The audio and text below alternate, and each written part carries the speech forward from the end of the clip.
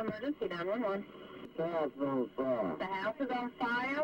What part of the house is on fire? I can't hear for good night. Hello?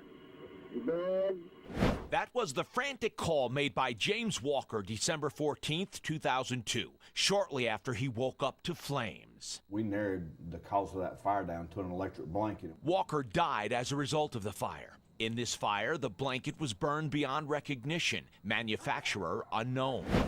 But in 1994, we do know the kind of blanket that started a fire in Nashville, Tennessee, killing a city councilman. It was Sunbeam.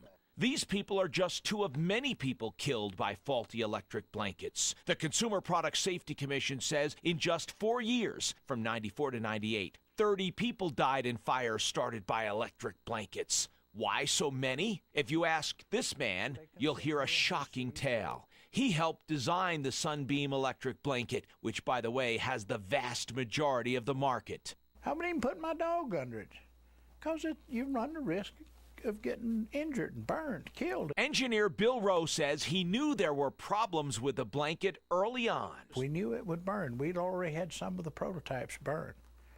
And as a matter of fact, the first blanket was ever made burned up. To understand the problem, you first have to understand how electric blankets work. They have several feet of wire running through them. As electricity goes through the wire, heat is emitted. That's nice and cozy when everything is working right, but when things go wrong, it can be deadly. Didn't work. The fuse in this control did not blow, even though the safety circuit tried to work. Denver attorney George McLaughlin has concentrated his entire practice on suing Sunbeam. He says virtually all of their blankets made before 2000 were faulty, and Sunbeam knew it. The first case I had was a death case, and I presently have at least 5 death cases that we contend were caused by the electric blanket, and I know of other attorneys around the country who have handled death cases. According to court records, the main problem boils down to a faulty safety circuit.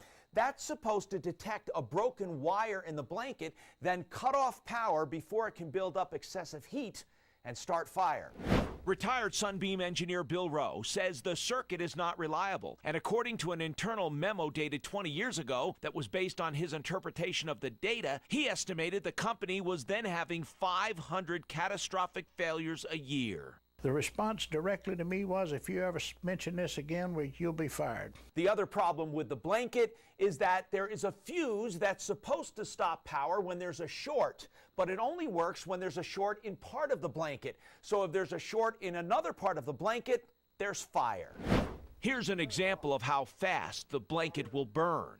In court, McLaughlin purposely disables the safety circuit to show juries what can happen. If you get a broken wire, for whatever reason, this is what's going to happen. In 2000, Underwriters Laboratory changed its standards for certification of electric blankets. That year, Sunbeam also changed its blanket design. But before then, millions of blankets with potentially deadly problems were sold, and many undoubtedly are still in people's homes. I'm troubleshooter Tom Martino, Fox 31 News.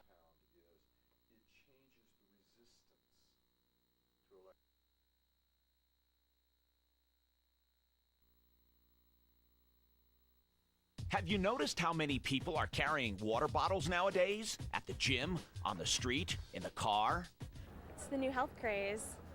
And we drink plenty of it. In fact, the average person drinks 800 bottles a year. And if you're like me, when you get low, you simply want to refill, especially if you have your own filter on your faucet. You can use them more than one use. And while reusing these plastic bottles may be good for the environment, it may not be good for you. You see, using them over and over